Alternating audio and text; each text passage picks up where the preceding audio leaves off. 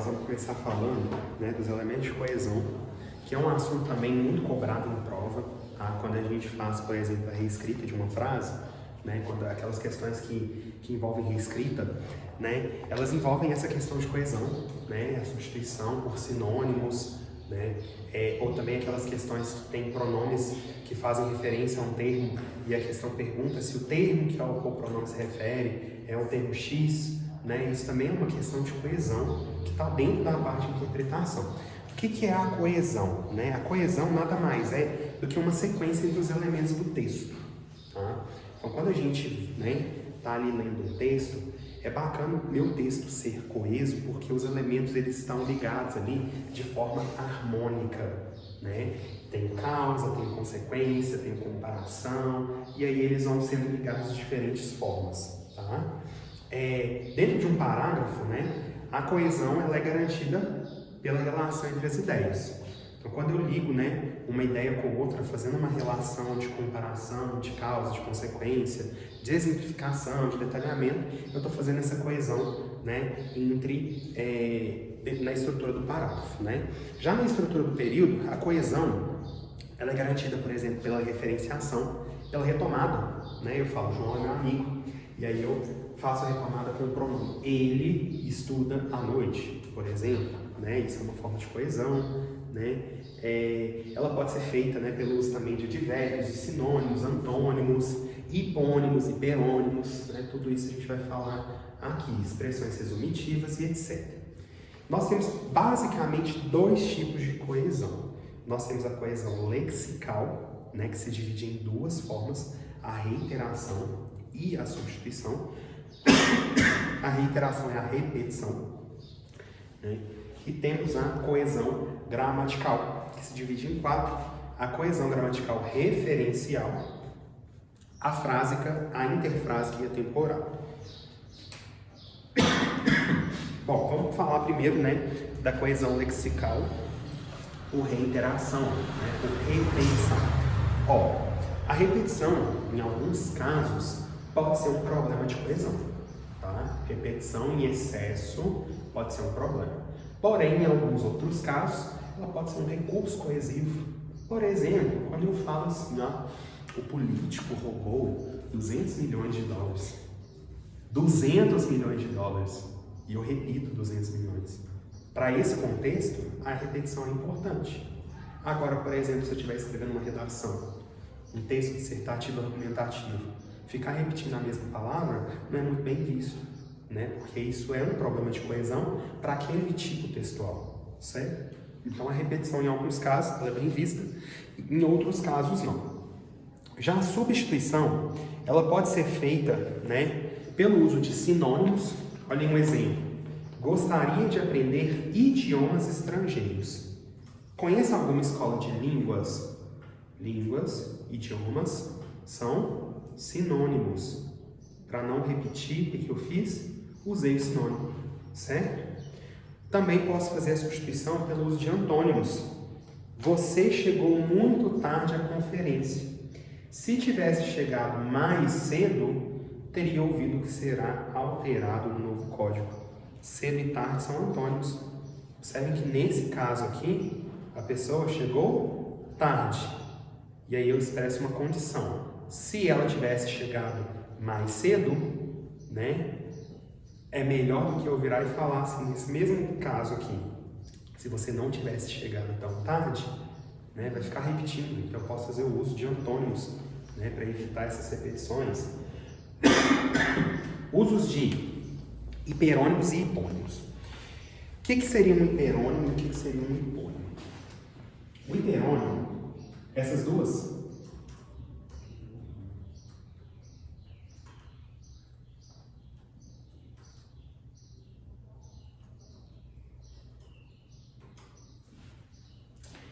definições, elas andam juntas porque elas estabelecem uma relação gradativa entre as palavras.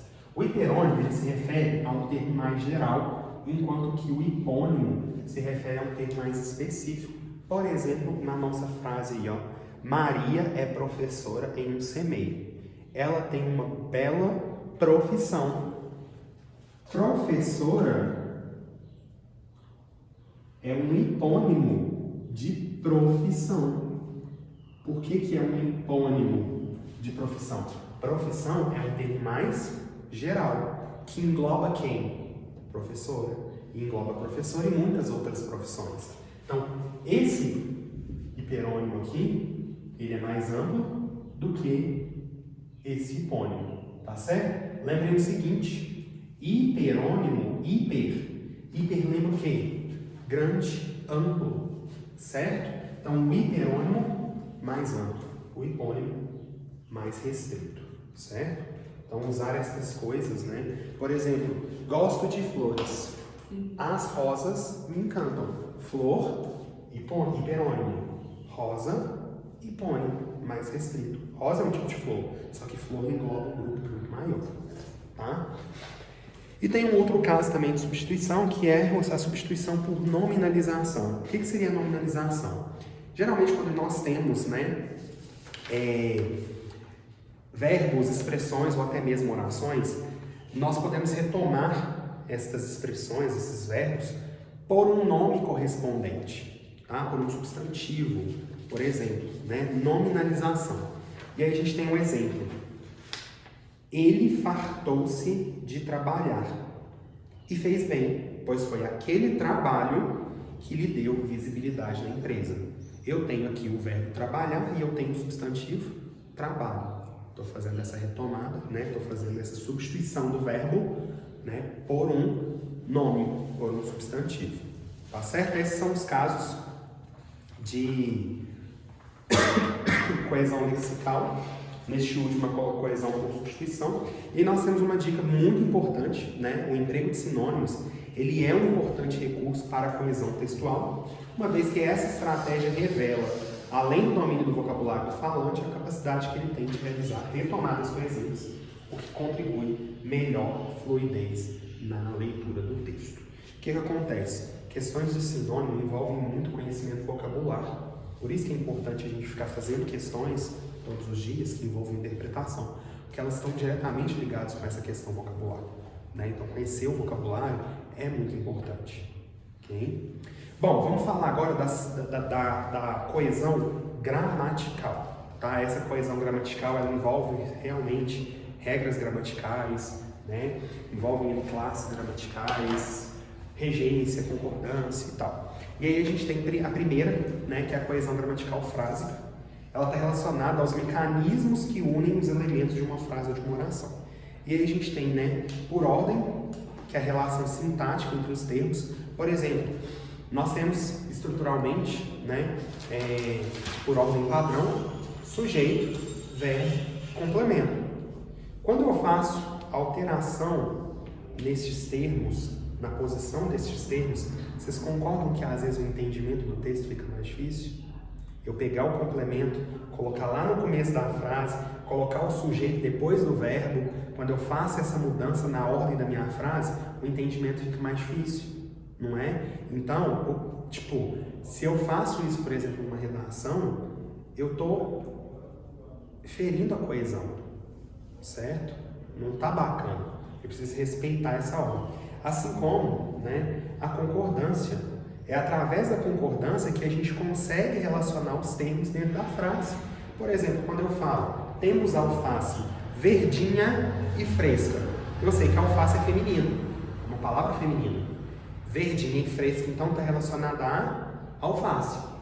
Se eu tivesse termos de dois gêneros diferentes, com certeza, as palavras no masculino estariam relacionadas ao gênero, né, a palavra do gênero masculino, e as palavras que estiverem no feminino estariam relacionadas a esse gênero feminino, tá? Por exemplo, João e Maria, né, estudam tarde. Ela é estudiosa e ele é preguiçoso. Essa concordância, mesmo que eu não tivesse os pronomes, né, poderia falar um é estudioso, outra é preguiçosa. Essa concordância de gênero me auxilia a identificar os termos da oração. Também o número, né?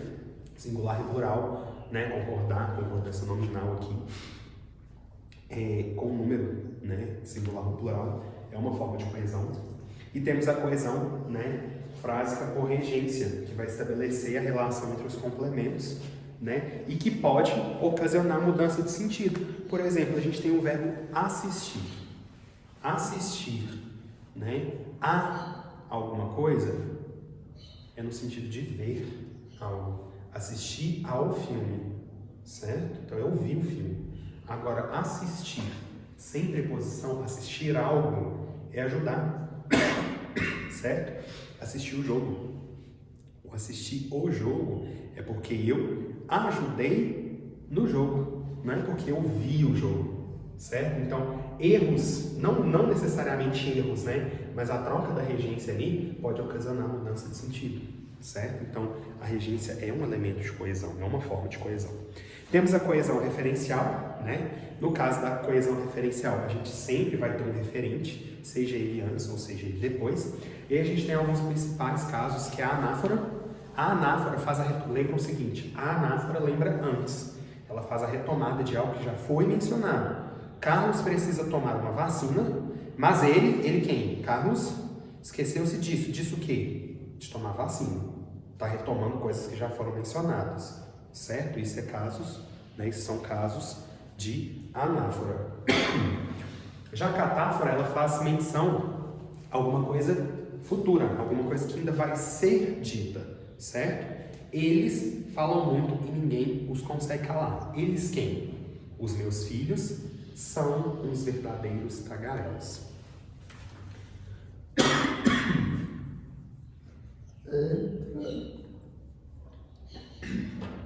Bom, então esse aqui é um caso, né, de catáfora, né, na coesão referencial. E a gente ainda tem, né, a elipse ou zeugma, que é a omissão de um termo que pode ser identificado pelo contexto, pela conjugação verbal, pela concordância, né, ele pode ser identificado. Ele pode ter sido mencionado anteriormente ou não, tá?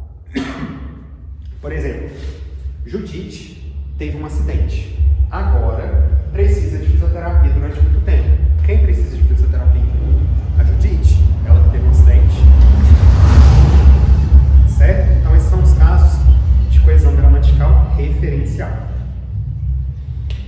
Nós temos ainda uma das mais extensas, a coesão gramatical interfrásica, que é a relação entre frases e orações, né, e que estabelece uma relação de sentido.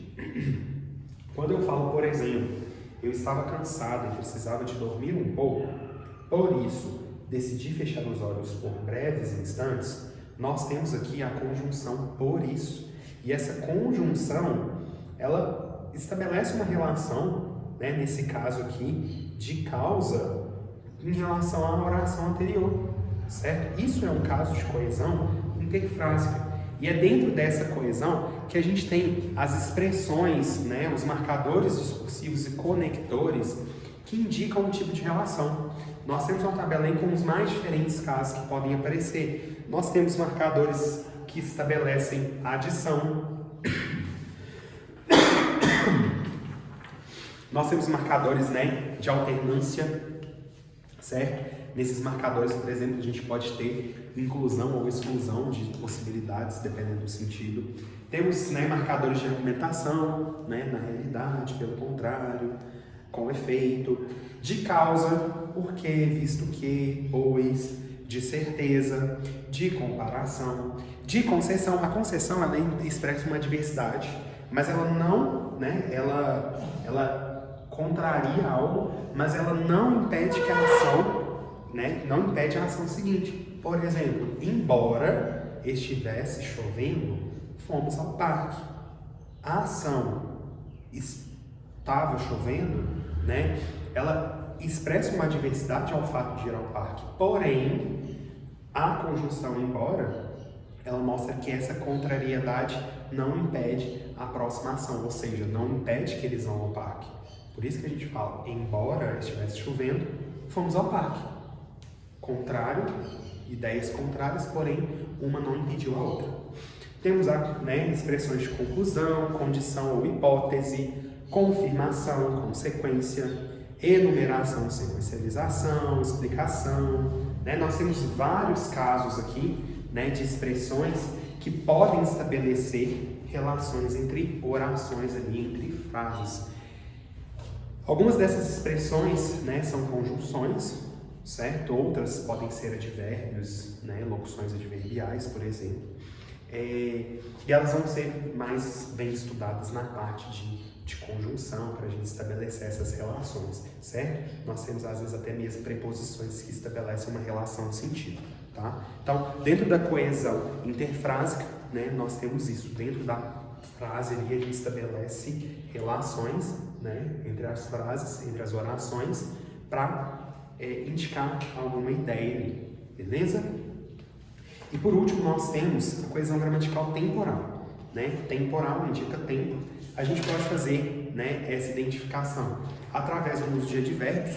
Por exemplo, de momento, não posso falar contigo, mas daqui a pouco, telefone-te.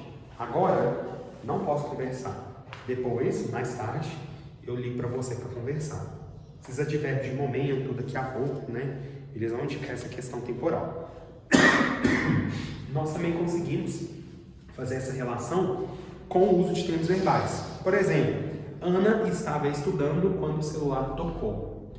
A ação estava estudando expressa uma coisa progressiva, né? Estava estudando, a conjugação verbal indica que essa ação estava em progresso e que a ação, o celular tocou, né? Que a ação tocou, interrompeu essa ação, certo? Então, as conjugações verbais aqui indicam, né, a questão temporal. Olha outro exemplo. Quando cheguei à cantina, todos já tinham almoçado. Esse já tinham almoçado, né, é um tempo verbal que expressa qual ideia? Uma ação concluída anterior à outra ação. Ou seja, quando eu cheguei, aquela ação já tinha acabado, ou seja, todos já tinham almoçado. Isso pela própria conjugação verbal eu consigo entender, certo? Então, isso também são casos de coesão gramatical. Para a gente fechar esse assunto, né, a gente tem a coerência textual. O que é a coerência? A coerência e a coesão, elas andam juntas, né? Não tem como a gente separar as duas ali dentro de um texto. Só que a coerência, ela não é um elemento que está dentro do texto igual a coesão, igual uma conjunção, né, um elemento coesivo. A coerência, ela é construída ao longo do texto, certo? São os argumentos que a gente usa para formar um texto, né? O equilíbrio do tema, a ordenação das ideias. Por exemplo, quando eu vou fazer uma narração, ela tem que ter início, meio e fim. Se eu não coloco nessa ordem, o meu texto não tem coerência, que as ideias não se ligam, certo? Isso é ser, né? Isso é um texto ser coerente. Além disso, não pode existir contradições, tá? Não posso ter contradições, porque senão meu texto não é coerente. Eu vou defender um determinado ponto de vista, mas no meio do meu texto eu vou falar uma coisa contrária ao que eu estou defendendo. Meu texto não vai ter coerência. Falta coerência nisso aí, né? Deve existir uma lógica entre o conhecimento de mundo e as ideias, né, que são discutidas dentro do texto. É aquele exemplo que eu falei para vocês da pena de morte, né? Uma redação no Enem pede para comentar sobre algumas medidas que deveriam ser adotadas no Brasil para conter o alto índice de criminalidade. E aí a pessoa vai lá, dá a sua opinião no texto e lá no finalzinho, na proposta de intervenção, fala para, né, instituir a pena de morte no Brasil. A pessoa perdeu a redação dela por causa disso. Porque na Constituição está expresso que não pode ter pena de morte no Brasil, certo? Então, ela tem a ideia dela ali dentro do texto, beleza, criou um texto excelente, expressou a ideia dela, mas ele não está coerente com o mundo que vai ser aplicado aqui ali. Então, ela não pode falar disso, tá? Isso é falta de coerência, certinho? Bom, vamos fazer alguns exemplos, tá? Antes da gente passar para o próximo tópico. Aqui nós temos um caso, né? Um pequeno texto com algumas assertivas para a gente analisar se elas estão certas ou se elas estão erradas. E aí a gente vai analisar como que essas questões, né, como que essas alternativas podem ser cobradas dentro da prova. É muito comum, tá? A prova do CESP fazer isso, dar um texto e colocar várias questões relacionadas àquele mesmo texto, igual a gente vai fazer aqui. Tá? E aí a gente vai entender que em alguns casos existem erros que a própria alternativa comete, que às vezes a gente nem percebe que está errado, né? Mas é muito comum acontecer isso em alternativas. Vamos ver o texto que a gente tem, é um texto pequeno, então a gente já vai ler ele, e são todas questões relacionadas ao texto, então a gente precisa realmente ler. Nós temos o seguinte: o número de mulheres casadas com AIDS no Brasil vem aumentando nos últimos 20 anos. O fato se deve, em parte, a dois fatores: relações sem proteção por parte de parceiros com outras mulheres e, não menos comum, maior liberdade das próprias mulheres casadas, que nem sempre são monogâmicas. Então, dois casos aqui: mulheres, né, não monogâmicas, têm relação com outras pessoas fora do casamento, né, e os homens, né, que têm relação com outras mulheres e eles não têm proteção, né, não usam proteção. Então, isso ocasiona, né, tem ocasionado o aumento do número de casos de AIDS entre mulheres casadas. Vamos dar uma olhada nas nossas alternativas, vamos analisar o que nós temos aqui, se está certo ou se está errado. Entre as justificativas para a ampliação dos casos de HIV das mulheres casadas no Brasil, diz respeito ao comportamento inadequado das próprias mulheres, que optam por mais de um parceiro. E aí, essa questão está certa ou está errada? Ela está errada. Sabe por que ela está errada? Porque na alternativa está sendo falado o seguinte: comportamento inadequado. Tem certas culturas que julgam esse comportamento certo. Tem certas culturas que julgam inadequadas. Quem achou que está certo é porque tem a opinião de que esse comportamento é inadequado. Quem achou que isso é errado é porque provavelmente pensa diferente, não está errado fazer isso. Ou seja, expressar posicionamento dentro de uma alternativa, né? A pessoa que faz a questão coloca o posicionamento dela dentro da alternativa, invalida essa questão, certo? Outro caso: o número de mulheres com AIDS aumentou no país em função de fatores como a maior liberdade sexual feminina e a ausência de camisinha em relações com parceiros variados. Certo ou errado? A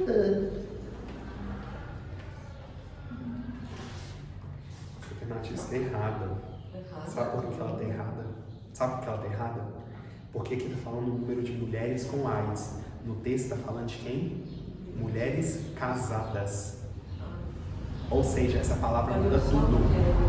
Aqui falou só mulheres. Se não tem a palavra casadas, eu entendo que são todas. E não são todas. O texto fala especificamente de mulheres casadas. Então existe uma limitação aqui nessa alternativa. Está faltando uma palavra essencial. Tá especificando que são mulheres casadas. Vocês observam que o resto da alternativa está bonitinha, está falando os dois motivos certinhos e tal, mas não falou de quais mulheres que estão sendo mencionadas essa informação. Terceira alternativa, nós temos o seguinte: assim como as mulheres casadas estão expostas ao HIV, outras doenças também aumentaram em função do comportamento sexual de homens e de mulheres fora do matrimônio. Essa alternativa está errada. O texto está falando de quais doenças? HIV, AIDS, só. Mais nada, só. Aqui é um caso onde o tema não está sendo abordado. Não falou de outras doenças. Tá? Então não falou de outras doenças, não está sendo abordado no texto. Alternativa errada. Já na quarta, né, nós temos: nas duas últimas décadas, notou-se no Brasil um significativo aumento dos casos de AIDS entre as mulheres casadas. Certo ou errado? Certo ou errado? Errado. Por quê? Porque aqui nós temos uma extrapolação. Nas duas últimas décadas, notou-se no Brasil um significativo aumento. Falou que o aumento foi significativo? O texto fala isso? Ele fala que houve um aumento. Não, o texto fala aumento, mas ele não fala que é significativo. Porque o que acontece? 20 anos. Aqui, ó. Começou aqui, 20 anos. Se eu fizer isso aqui, ó. É aumento, não é? Mas e se eu fizer isso aqui, ó?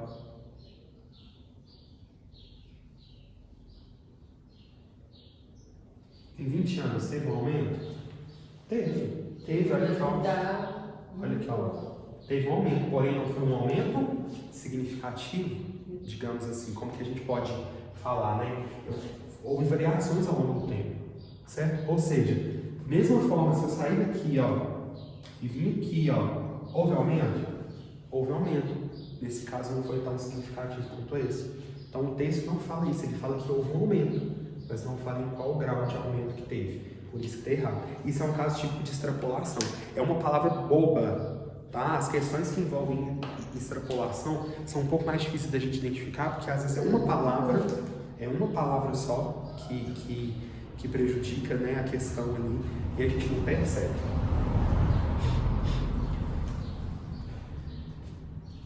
Na próxima alternativa a gente tem o seguinte: ó. Homens e mulheres casados prescindem da infidelidade em suas relações, o que, de certa forma, contribuiu para o aumento dos casos de AIDS entre as mulheres brasileiras casadas.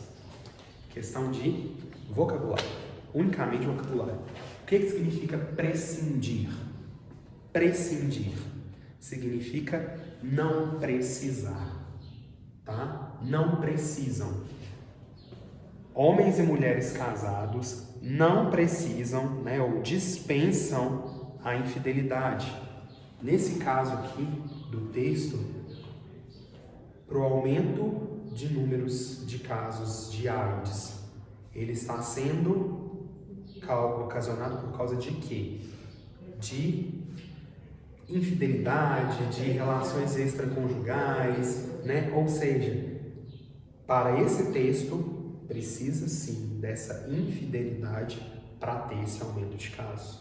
E aqui é a questão, ela está falando o contrário. Só que aqui é uma questão que envolve também a questão vocabular. Se eu não sei o que prescindir significa, eu não consigo resolver a questão. Vai ser no chute. Então o vocabulário é importante. Então, imprescindível, mais tarde guarda, imprescindível quer dizer indispensável.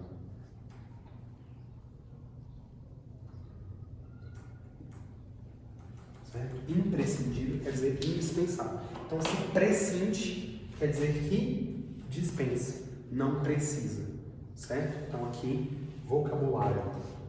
Questões de vocabulário também envolvem muito essa questão de sinônimos, né? E às vezes a gente não conhece o significado da palavra e fica na dúvida ali do que marcar. Tá? Então, por isso que, mais uma vez, por isso que é importante fazer questões, né? Para a gente saber as palavras que podem aparecer ali na prova para nós. Olha só como que essa alternativa, né, essa última alternativa que a gente acabou de ler, ela poderia ser reescrita, né, num caso mais simples, mas que não envolve tanta questão vocabular, né? O comportamento sexual de homens e de mulheres casados não tem relação direta com o aumento dos casos de HIV entre as mulheres brasileiras casadas. Errado, né? Tem relação. O texto fala justamente isso. Essa alternativa e a alternativa de cima, elas falam basicamente a mesma coisa, só que uma envolve um vocabulário um pouco mais complexo, digamos assim, que a primeira, certo? Então, aí são algumas formas onde as alternativas, elas podem